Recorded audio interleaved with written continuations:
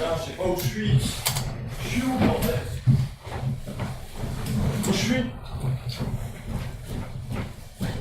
C'est pas possible. Je suis. Non. Merde, je sais même pas où je suis. S'il vous plaît. Ah. S'il vous plaît. Vous pourriez me dire où est-ce qu'on est? Chez Ocus, Chez Ocus. C'est où? à Saint-Germain-sur-Île. À Saint-Germain-sur-Île? Non, je croyais que j'étais à Saint-Germain-en-Laye. Mais c'est où, Saint-Germain-en-Île? En Ille-et-Vilaine. C'est où? En Bretagne. Je suis paumé, c'est où ça? En France? C'est où? La France? C'est l'Europe, la Terre, tout ça. La Terre? Et au-dessus de la Terre, il y a quoi? On est où? La Terre, elle est où? Le ciel. Le ciel? Le ciel, je crois qu'on l'a dépassé là. Le système solaire. Le système solaire. Et au-dessus? L'univers. Andromède. La Voie lactée. Andromède, Voie La lactée. galaxie. La galaxie. Vous voyez, on commence déjà à être paumé. Hein. Ah oui. Ouais, moi aussi. Je suis complètement paumé, je sais plus où je vais, en fait. Et je sais pas où je suis.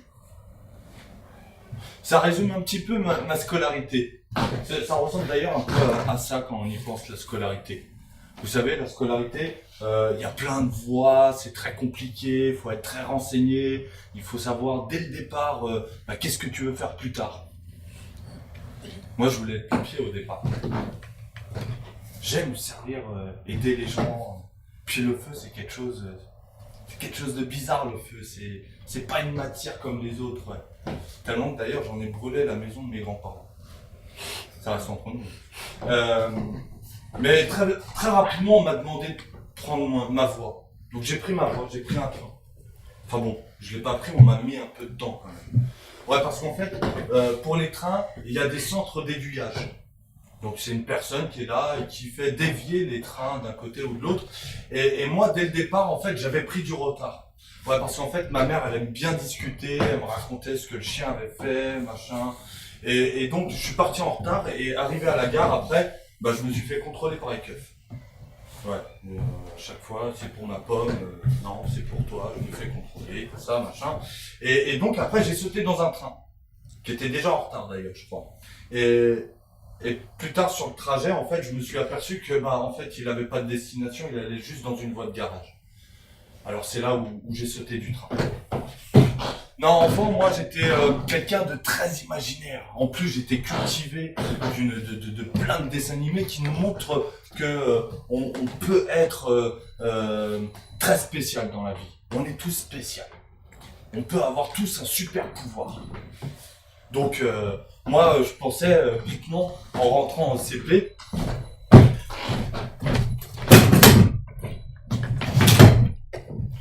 Je m'installe pour la première fois dans cette école que je découvre et la prof fait l'appel. Et donc, les autres me connaissaient pas. Jean-Roland Tartas, c'est moi.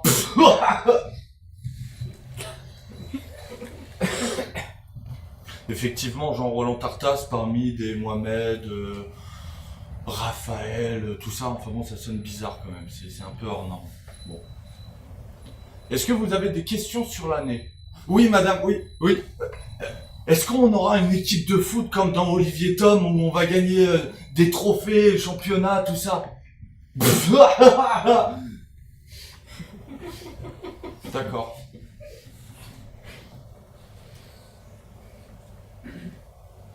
Alors il faut que j'apprenne quoi?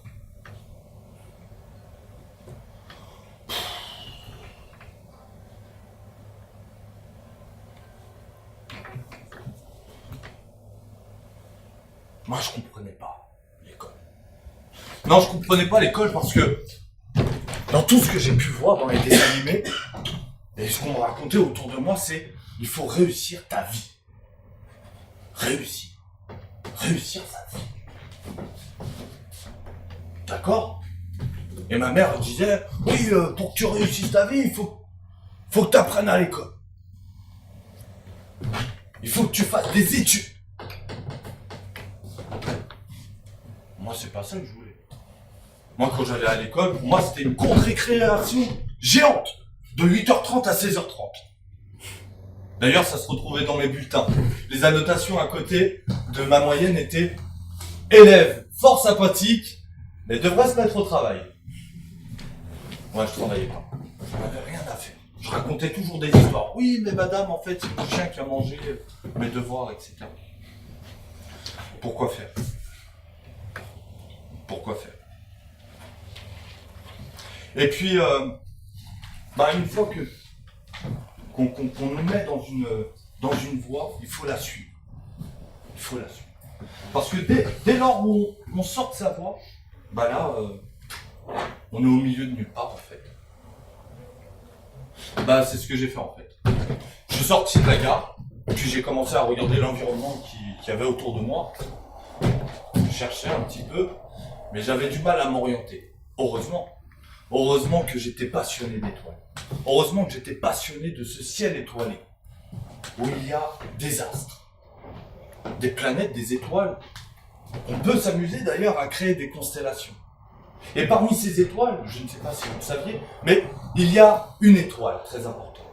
Une étoile qui nous permet de nous situer. L'étoile polaire.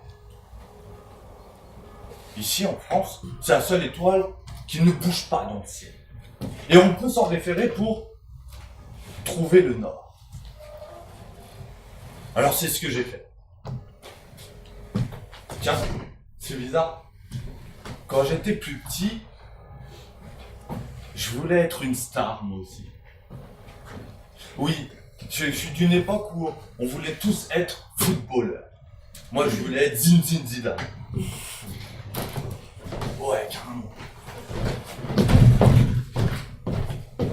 Sauf que j'étais nul au foot. Puis genre Roland Carta sur un terrain de foot.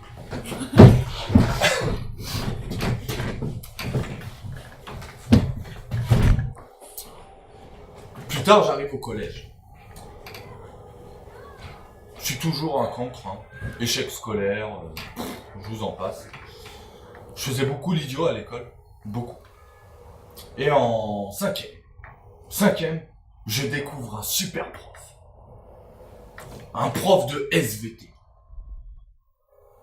Le mec, il sort de sa réserve avec des cuisses de poulet qu'il dépiote devant nous pour nous montrer c'est quoi les tendons, les muscles, tout ça. C'était ouf. C'était la première fois qu'on me dépiote un poulet comme ça. Enfin bon, moi j'ai l'habitude du poulet rôti du dimanche en famille, tout ça quoi. Le mec il nous casse les os, il nous montre la moelle épinière à l'intérieur. Enfin bon, c'est un truc de ouf. Un truc de fou. Mais malheureusement, il doit partir. Au bout de 2 semaines, après la rentrée, il doit partir au service militaire pour faire son stage. Et ouais, je sais que c'est pas un stage, mais c'est pareil. Cohésion d'équipe, tout ça. On pourrait même presque dire un team building. Bref, et donc, il est remplacé par Madame Diop. Alors, faut voir, Madame Diop, c'est une petite Sénégalaise qui a un très fort accent sénégalais et en fait, le but, c'est qu'elle parle le moins possible sur ses cours. Ouais, parce qu'en fait, quand tu rentres dans sa classe, voilà, tu te diriges à ta place où tu poses tes fesses comme ça et elle ouvre son tableau et t'écris. Tu notes ses leçons. Et c'est infinissable. Au bout de 3 mois, je vous jure, hein, au bout de 3 mois, on était toujours sur la même séquence. La clope, l'alcool, les drogues. Alors je sais que pour ma génération, il y avait une forte sensibilisation autour de ça, et que c'était vraiment un fléau. Moi, j'en avais rien à foutre concrètement parce que ma mère, elle préférait que je fume une clope devant elle que 10 derrière elle. Donc la clope, je savais les méfaits. Bref. Et puis l'alcool aussi, je sais les méfaits de l'alcool. J'ai pu le voir, le constater. Au sein de ma famille ou à l'extérieur. Et un jour, je pète un câble. Intérieurement, bien sûr. Je suis respectueux, ma mère, elle m'a bien élevé. Je suis là, j'écris, et puis elle faisait des rondes. Elle faisait des rondes carrément dans la classe pour vérifier si on notait bien mot à mot ce qu'elle avait écrit au tableau. Peut-être qu'elle était pas sûre de son français. Et arrivé au-dessus de mon épaule, chose que j'ai horreur en plus. Je souffle. Et je la regarde et je lui dis, mais madame. Elle me dit oui. Je lui dis, mais vous êtes pas une vraie prof de sciences. Elle me dit, pourquoi? Je lui dis, bah, jamais d'expérience. Elle me fout une tarte. Là, il y a deux solutions. Soit tu dis rien, tu prends sur toi. Et là, t'as toute la classe. Wouah! Tu passes pour un loser. Parce que t'es une victime. La prof, elle est venue, elle t'a foutu une tarte, la honte. L'archois. Ou deuxième option, tu viens, tu l'attrapes, tu lui mets une grosse golden dans sa gueule. Et là, wouah! Bah ouais, quand on vient de la merde, on la glorifie. Alors moi je me lève, je l'attrape et je la colle contre le mur. Et j'ai pas envie de la frapper. Je la frappe pas. Tout le monde, wouah! Et au même moment, le pion entre dans la salle pour récupérer le billet d'absence. Là, il me voit en train de la coller contre le mur, il vient, il me chope, il m'attrape par le callback, il me traîne et il me ramène jusqu'au bureau de Belcoury. Le CPE. Belcoury, derrière son trône. Encore toi, Jean Roland! Mais qu'est-ce que je vais faire de toi? Je vais appeler ta mère. Il appelle ma mère. Ma mère arrive illico presto.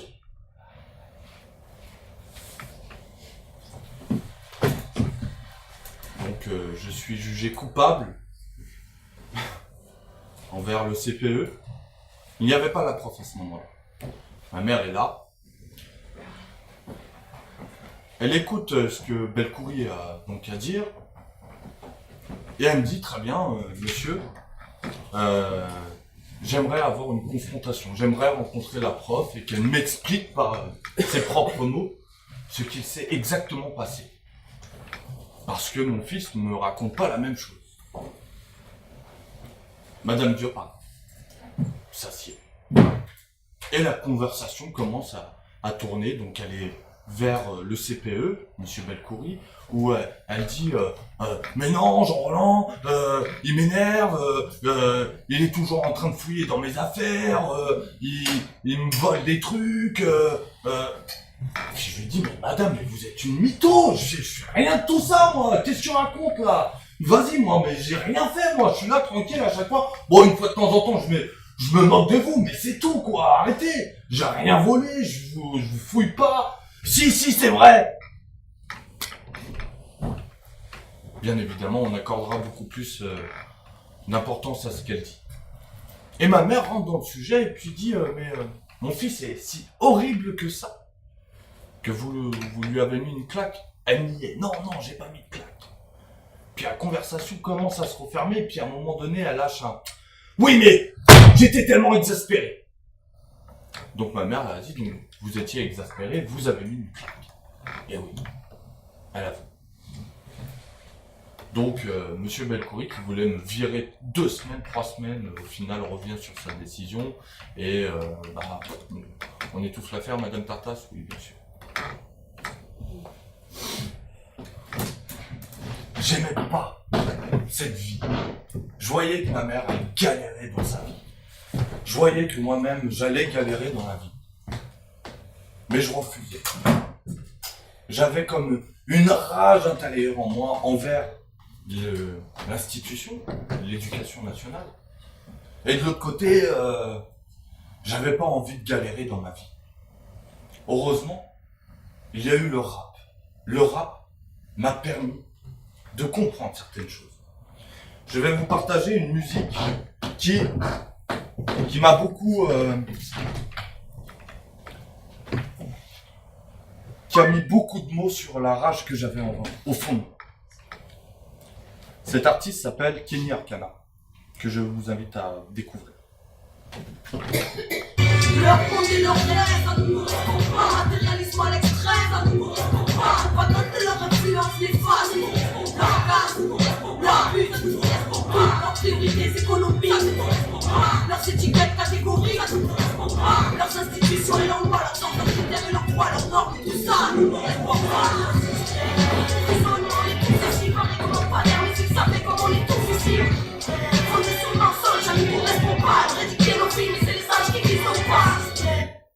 Ce qui est fort dans le rap, c'est que des fois, il y a des musiques qui sont cachées. Et derrière cette musique, dont le titre est « Ça ne nous correspond pas », se cache une autre musique, qui elle s'appelle « L'usine à adultes ». Dans la galère t'attends, y'a des horaires pour s'amuser de tout le sérieux. Tout est imposé, alors puis toi tu choisis rien de tout le monde ou pas. Tu te trompes ou pas, pour le reste d'une façon, si tu refais ces styles. Oh mais j'ai un rayon, les petits, on met des barres et mental en toi. La spontanéité, juvénile et la pureté sacrale. C'est formatage, emballage, pour un petit adulte, des petits en cours. La réceptivité, tu sais que ça dure, mais t'es en non-stop, 36 heures par semaine, tu la fermes et tu gobes jusqu'à la pierre active. Bref, le même protocole pour les sons, déclaré par la réflexion. Le lien de mon temps manipulable, passif devant leur télévision. Brillant pour voir, mon auditoire pour la propagation de leur grande foi politique. C'est trop noir pour ma génération, la même histoire. Vu que c'est dans l'art que les gens vénèrent à fond. Enseignement obligatoire, formaté depuis combien de temps. Scolairement foutu à l'allure de Sinatus. Format pour tout le monde, éducation de modèle à la route. Tu fais perdre ta nature, mais rentre dans la pièce afin de rentrer dans une pièce. T'empêche de penser par toi-même. Scolairement foutu à l'allure du Sinatus. Même format pour tout le monde, éducation de modèle à la route. Tu fais perdre ta nature, mais rentre dans la pièce afin de rentrer dans une pièce. T'empêche de penser partout. Viens, entre dans la classe, prends place, le cul sur une chaise, pas bouger, telle une statue de glace. Si tu veux causer, tu lèves le doigt. Si t'es pas d'accord, soit t'es puni, soit tu prends sur toi. Mais ici, t'as plus le droit. Alors il faut que t'apprennes leur leçon, pour lâcher les tiennes, car c'est du par cœur. Robotisation doucement, te fait enfiler tes chaînes. Clic, clic, faut que tu sois un bon pion plus tard. Tu t'assujettes, tu rentres dans la machine. De toute façon, soit tu rentres, ou soit tu sors. Ou soit tu pars. Et si tu pars, la galère t'attrape. Mais t'inquiète, ils sont malins, ils ont pensé à tous ces bâtards. Classement, rangement, partout dernier rang. D'ailleurs, paraît qu'on n'y voit rien. Et erreur, c'est dans le fond qu'on voit tout. Valeur parfois bafouée, sans naturel. L'école entrée d'une avenue toute tracée. Où rares et dangereuses sont les ruelles, institution qui t'apprend dès le départ que dans ce monde, le verbe être ne peut se conjuguer sans avoir. Cette phrase, elle est puissante.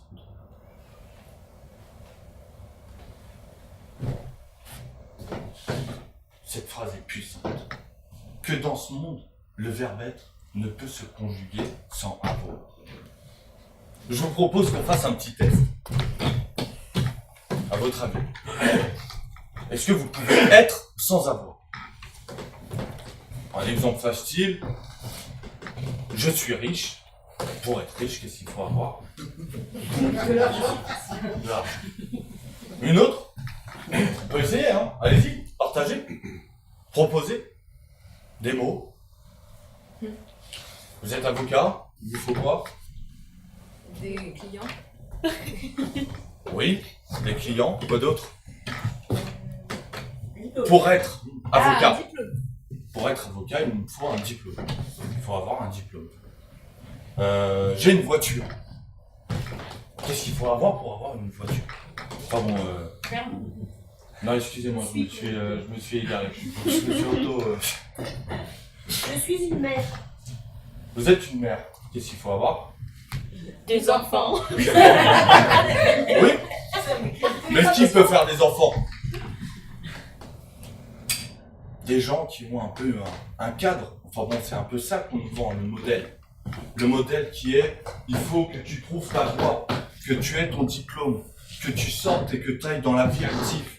Que après, une fois que tu as décroché ton CDI, tu aides ta petite amie, que tu te maries, que tu achètes ta voiture, et puis le petit chien qui va avec, et puis tu achètes une grande voiture familiale pour accueillir les 3 enfants que tu auras.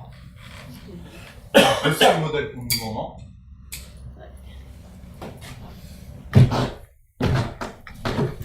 être sans avoir. Moi, je sais ce que je suis. Je suis inculte. Vous me croyez? Qu'est-ce qu'il faudrait pour être inculte? Qu'est-ce qu'il faut? Ou que j'ai pas pour ne pas être cultivé? Alors? Non? Pas de proposition? Le savoir. Le savoir, exactement. Il faut le savoir pour être cultivé. Moi, je suis inculte. On va faire un test. Sortez-moi les références littéraires, musicales, normalement, qui doivent être les plus connues. Je vous dirai si je l'ai vu, entendu, lu ou pas. Allez-y. Allez, c'est le truc de culture. L'international. Comment? International. C'est quoi un film international? Une chanson. C'est une chanson. D'accord. Non, désolé. La Qui est l'auteur Sommoir. de l'Assommoir? C'était un autre. D'accord. Non. Aimez-vous les caramels mous? Aimez-vous les caramels mous? Les caramels mous. Là, ça me parle pas du tout. On a personne. Voilà. C'est du Jean-Loup. Dans cette réplique dans Tintin et l'île non, Tintin et Ah ouais, ça aurait pu marcher. Ouais, ça aurait pu marcher. Ouais, mais non. du coup il y a les champignons qui grossissent. D'accord, ok. Comme ça tu connais. Oui, je vois. Mais je l'ai pas lu. Quoi d'autre? Des propositions là-bas au fond? Ouais, Pierre Bourdieu. Non plus. Oh là là. Je sais pas. J'ai découvert là, enfin bon, on en a parlé, je me suis un peu renseigné, mais j'ai rien vu de lui. Voilà. Karl Marx. Max, c'est Karl Marx. Alors oui, c'est quelqu'un que j'ai beaucoup entendu dans des citations, dans des machins, dans des bidules. J'ai pas lu non plus. J'ai pas lu. Non. Johnny Hallyday. Oui, mais j'ai pas écouté non plus. Tu m'excuseras. Non. Non, parce qu'en fait, moi je vais pas savoir. J'en ai rien à foutre. Lire des trucs comme ça, ghetto urbain. Mais je sais, je comprends, j'y habite. J'en ai rien à foutre du savoir. Moi, ce qui m'intéresse, c'est de comprendre. C'est comprendre. On t'apprend par cœur. Ouais, apprends. Mais tu comprends pas forcément. Et moi, à cette époque-là, j'avais pas encore compris. Mais j'ai commencé. Et ça, grâce au rap français. Le rap français parle beaucoup de choses sociétales. Et m'a permis de comprendre beaucoup de choses. La première fois, tiens. Là. Ouais, parce que ce qu'il faut essayer de comprendre, c'est d'où je viens. Je sais pas où je suis, mais je sais d'où je viens aujourd'hui. Il y a longtemps, un moment,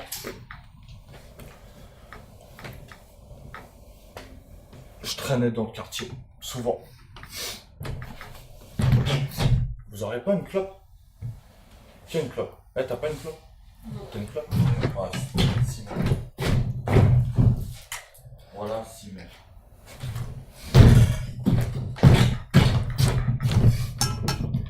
Et un jour, j'étais avec mon pote Ficrette. Daddy Cakes. C'est son blast dans le rap.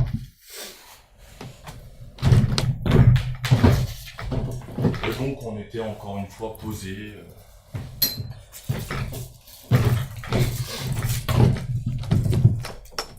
On était posés. Puis genre, on était là, on roulait un bédo. Et puis, on discute de choses et d'autres, de morceaux de musique, de rap. J'essayais d'écrire. Bon, en fait, je rappais pas, moi, je slamais. Trop compliqué le rap. Et puis à un moment, on parle de choses et d'autres et on parle un petit peu de notre case. Et il me dit, on est des prolétaires. Des quoi? Des prolétaires. C'est pas ce que ça veut dire? Non, je sais pas, là, t'es en train de faire ton intello, je sais même pas de quoi tu me parles. Prolétaire. Ouais, on est des prolos. Tu regarderas dans le dictionnaire. Dictionnaire. T'es sérieux, Filtret? Bon, je le respectais quand même, c'était un grand du quartier. Donc il valait mieux que je ferme ma gueule.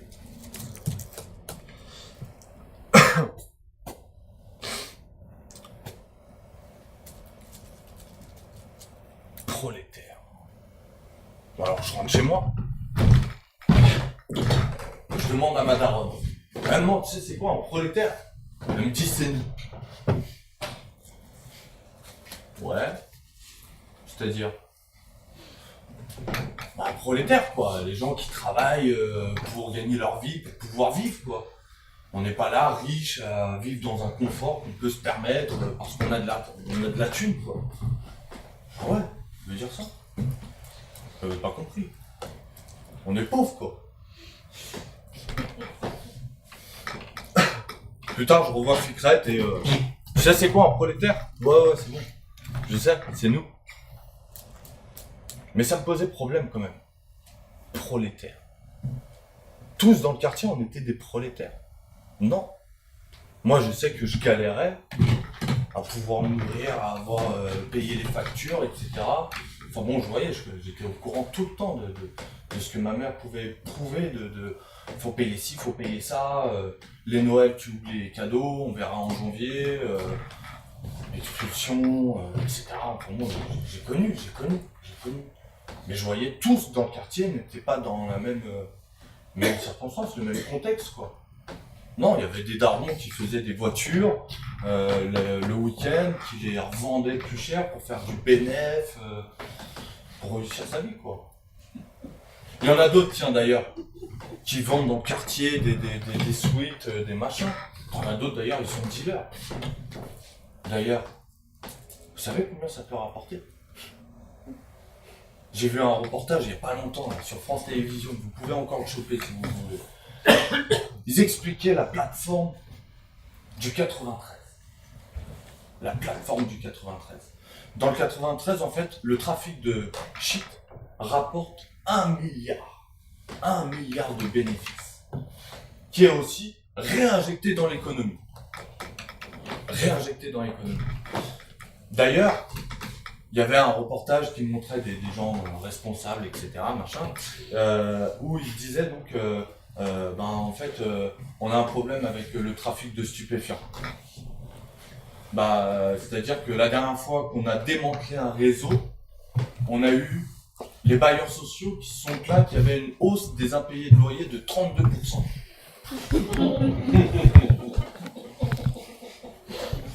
Cause à effet. Puis de l'autre côté, c'est tout ce cinéma autour d'un vulgaire pétard. C'est quoi le cannabis? C'est rien du tout, c'est rien. Comparons par exemple le shit à l'alcool.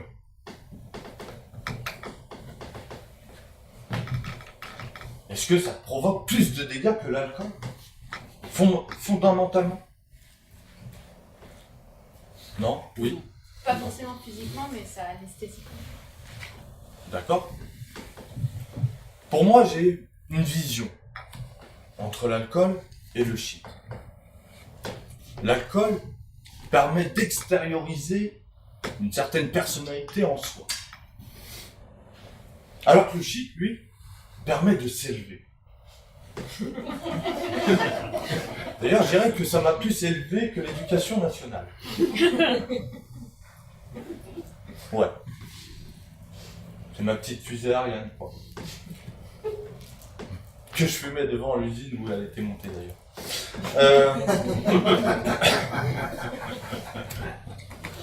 J'ai su qu'après. On va faire un truc. Une fois, faisons une observation. Faisons une observation sur le shit. Quelles sont les observations qu'on peut retenir de la personne sur les effets du shit? Alors, rapidement. Hein? Les yeux rouges, très bien. Ça rend mou. Ça rend mou, d'accord. Quoi d'autre? Ça donne faim. Ça donne faim aussi, d'accord. Donc, derrière ça, ça voudrait dire que bah, la personne sera voilà, posée, elle va manger, voire pioncer sur place, quoi. Ou errer. Prenons l'alcool maintenant. Qu'est-ce que ça? Le nez rouge. Le nez rouge. Effectivement, quoi d'autre? On rigole bien. On rigole bien. Ah, avec le shit aussi, d'ailleurs, on peut rigoler. On peut montrer les crocs. Comment? On peut montrer les crocs. On peut montrer les crocs, être un peu remonter. Ouais, être énervé. Méchant. Méchant. Ouais, Taper sur l'homme. ouais. Taper sur l'homme. Ouais, exactement. On a chose de bien. Bah moi, j'ai vu tous ces aspects négatifs de l'alcool. J'ai vu des gens en train de péter un câble et frapper leur femme et être obligés d'interrompre son voisin de taper sur la gueule de sa femme. J'ai recueilli une famille entière chez moi parce que ma mère a la main sur le cœur pour une famille qui justement avait son mari qui était alcoolique. Et donc c'est voilà pourquoi moi je ne bois pas d'alcool mais je fume du shit. Et une fois je m'en rappellerai toujours. J'ai une grande histoire avec les flics mais ça sera le thème d'une autre conférence.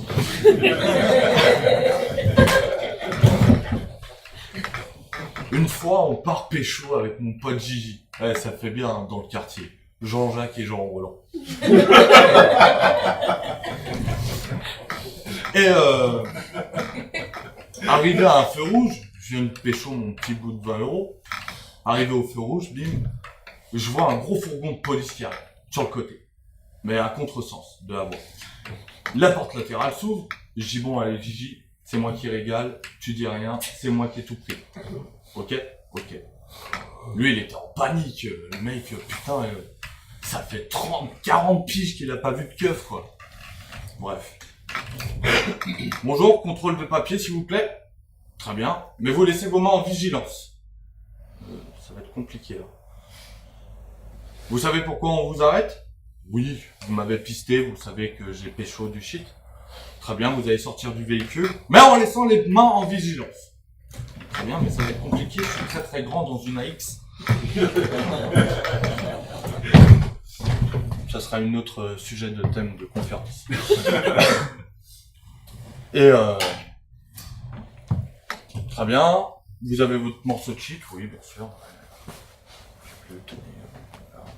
Vous avez rien d'autre? Bah non, je t'ai tout donné. Ouais, j'ai plus rien. Comment perdre 20 €?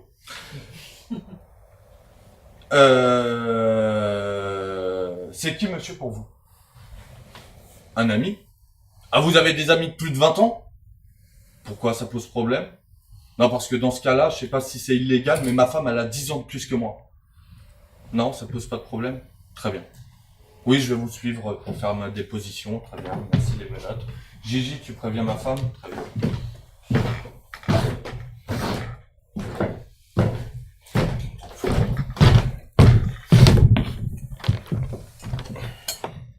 Vous faites quoi dans la vie? Je suis médiateur scientifique. Comment ça? Médiateur scientifique et vous savez pas les méfaits qu'il y a sur le cerveau, sur le corps Si. Mais bon, voilà, moi j'achète mon petit bout, je fume tranquille pépère le soir quand je rentre pour décompresser, j'emmerde personne, quoi. D'ailleurs, répondez à une question, monsieur.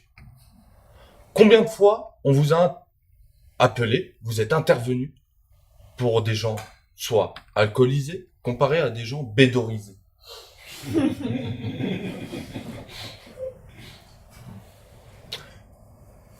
J'ai le droit de réserve. Non, monsieur. Ça, c'est ce qu'on appelle qui dit mot consent.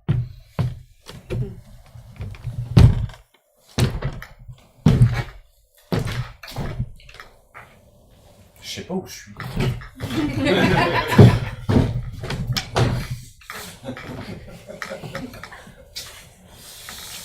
Ah là là. D'où je viens, c'est une grande histoire. La zone urbaine prioritaire, le centre-ville, les riches, la ZEP, bon, c'est aussi une zone artisanale et industrielle. Mais souvent, les gens du quartier en veulent aux riches. Souvent, on a envie d'être à leur place, en fait. Des fois même on les insulte. Putain, c'est bâtard. Putain, ils se la mettent bien. Tranquille, yacht, voyage première classe, tout tranquille.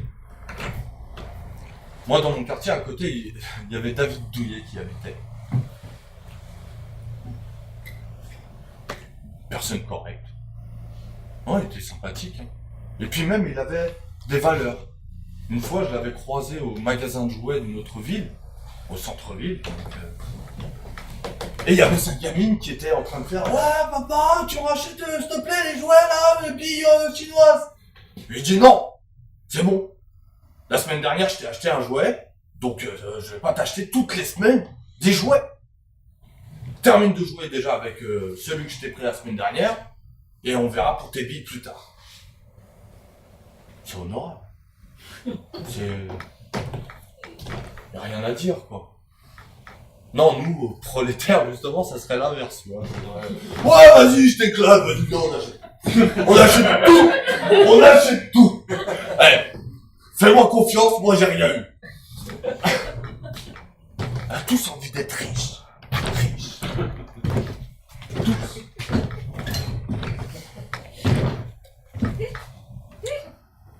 Je sais toujours pas où je suis.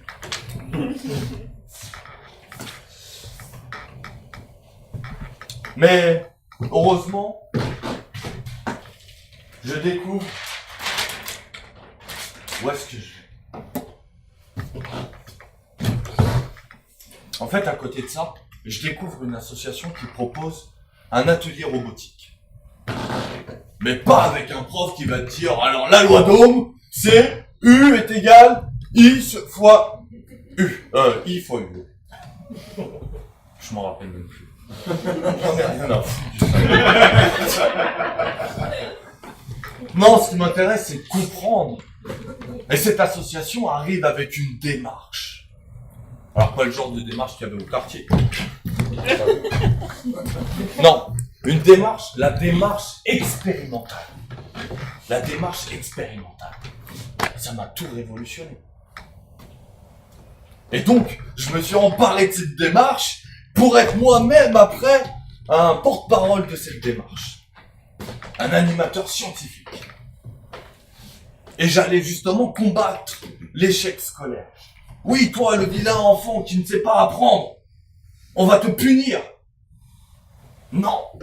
En fait, cette démarche permettait aux enfants de comprendre par eux-mêmes.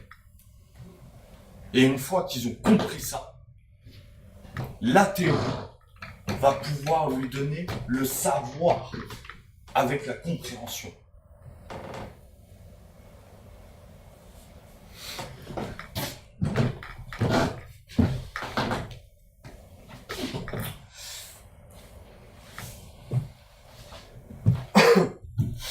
Mais malgré tout, il y a un regard très bizarre sur les animateurs. J'étais pas reconnu. Je faisais des interventions en classe. Devant 30 élèves. Le prof, il te regardait. T'es rien. T'es quoi? Animateur.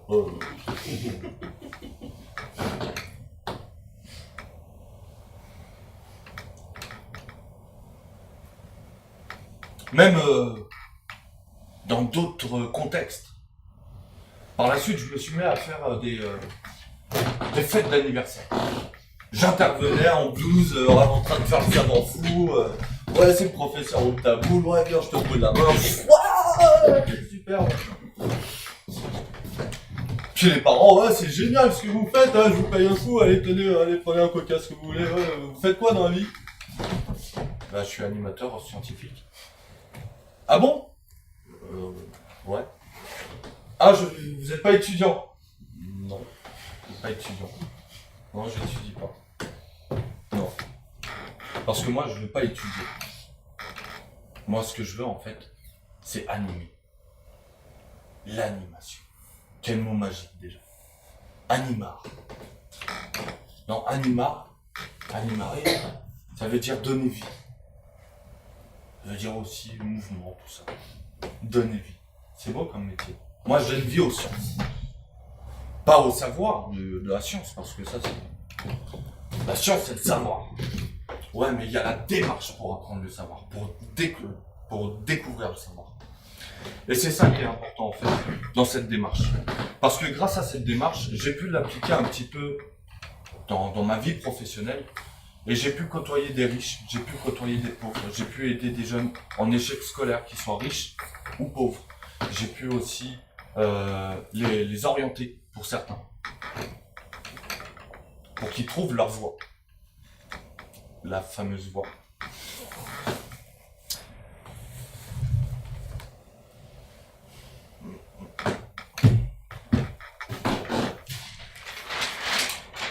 Mais au fond, qui je suis? C'est à ça que j'ai essayé de répondre à ma question, dans ma démarche. D'abord, quand on est enfant, on découvre le monde qui nous entoure. Où suis-je? Ensuite, quand on passe l'adolescence, on essaye de comprendre notre enracinement, d'où on vient, qui on est. Mais pour savoir qui on est, il faut savoir d'où l'on vient. Et aujourd'hui, je crois savoir qui je suis. Grâce à cette démarche. Oh Eric! C'est pas un mec qui va venir vous casser la gueule, hein, ou qui va vous contrôler non plus. Non. Non, en fait, Oh Eric, c'est une démarche. C'est une démarche expérimentale. Qui part d'une observation, qui émet une hypothèse, qu'on expérimente, on récupère le résultat, on l'interprète et on la conclut. Alors, pour répondre à cette question, qui je suis, on pourrait faire plusieurs observations. D'ailleurs, qui je suis? Qu'est-ce que vous avez pu découvrir à travers moi sur cette conférence? Allez-y. Un homme. Homme. Ok. Grand. Grand. En plus. Ok. Quoi d'autre? Un culte. Un culte. Qui fume des joints. Ok. Fumeur de cannabis. Drôle. Drôle. Merci. Qui parle le quartier. Quartier. Barbu. Barbu. Putain, merde. C'est chiant. Bonjour, vous êtes pas Il souhaite une autre école.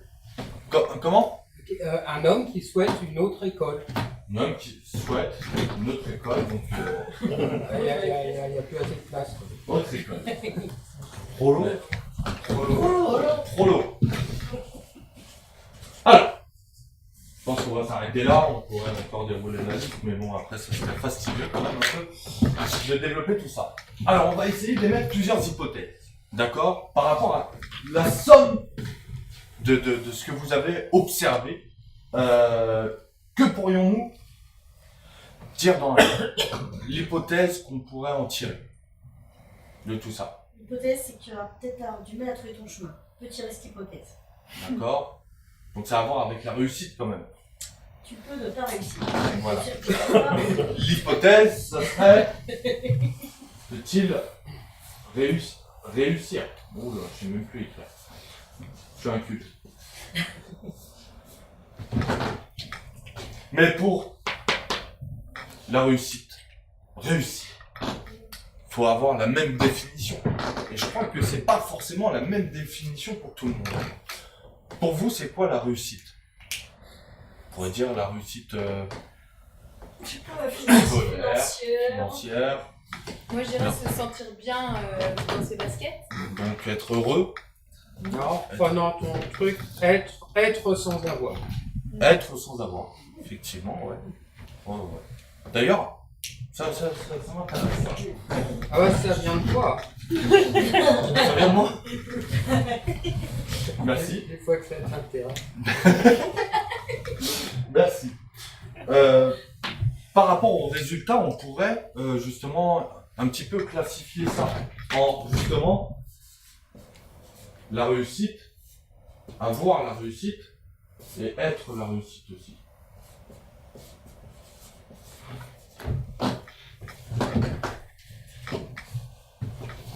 Par rapport à notre expérimentation, si on vraiment détaillait tout, on pourrait classifier les résultats dans être ou avoir.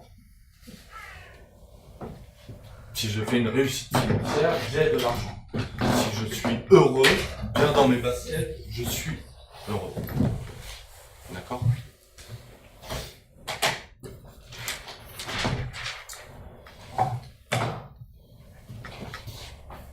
Si t'as pas, t'es rien. Si t'as pas réussi, t'es rien. Si tu es, je pense que t'es rien.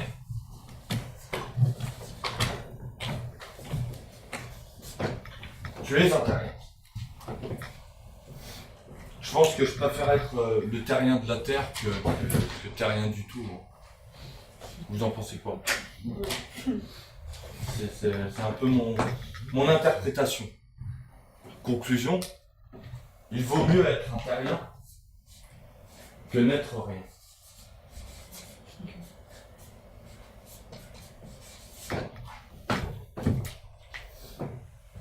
Ça m'arrange cette conclusion. Sur cette conclusion d'ailleurs, je suis terrien. Je vous propose une dernière expérience. Une expérience chimique. Pour vous, ça sera même chelou. Mais elle m'arrange. Parce qu'en fait, ce mot terrien, j'ai essayé de déterminer d'où venait ce mot. Qu'est-ce qu'il voulait dire fondamentalement. D'accord? Donc on pourrait dire, terrien, ça vient du mot terre. Ouais, ok, d'accord. Mais la Terre, c'est ok, c'est notre planète, ok, d'accord. Mais sur le mot terrien, on va s'amuser à décortiquer, comme dans la chromatographie. Dans la chromatographie, on sépare les éléments pour justement savoir qu'est-ce qu'il y a dedans. Et donc là, on peut s'apercevoir au premier regard qu'il y a quand même un mot que j'aime pas tellement. Rien. De l'autre côté, il y a TER. C'est peut-être ma voix. Mais si on regarde de plus près ce morceau de mot, on va le retrouver dans le dictionnaire. Vous savez, on s'en sert dans les adresses de fois. J'habite au 32 terres. Au 32 terre. Très bien. Qu'est-ce que veut dire terre? Troisième. Troisième. Ou trois fois. Ou tertio. D'accord? Effectivement, ce qui est déjà bizarre et rigolo, c'est que Terre, qui est la Terre, est la troisième planète du système solaire. Peut-être pas un film. Et que en plus, on peut s'amuser à changer ce morceau de mot par un de ses synonymes. Et celui qui me plaît bien, c'est trois fois. 3 fois rien. En fait, nous sommes 3 fois rien.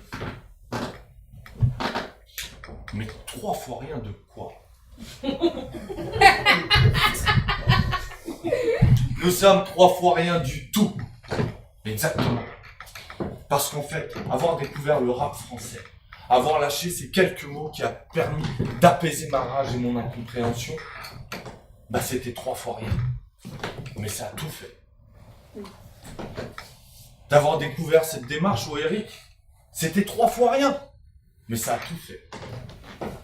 Et c'est sur une dernière musique que je vais vous laisser. Où je vais pouvoir m'élever en fumant mon pétard. Vous m'excuserez. Je peux faire tourner à la fin. Je suis pas un crevard. Ce qui paraît, c'est les riches, les crevards. Excusez-vous, c'est la technofolie. Ça arrive. En position, Roger. Depuis bétonné dans le ciment, le regard vers l'infiniment grand. Siècle 21, prison de peur et d'illusion. Ils aimeraient nous faire croire que nos vies ne valent rien.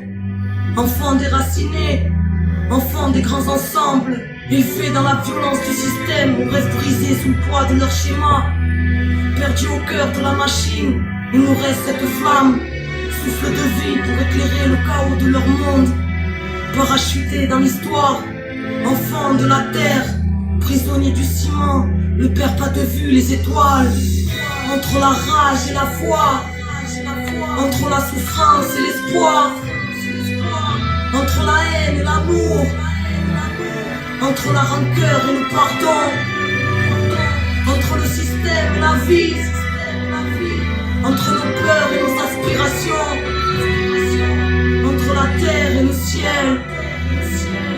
Tiraillés dans une dualité permanente. Entre ciment et belle étoile. Ta gueule.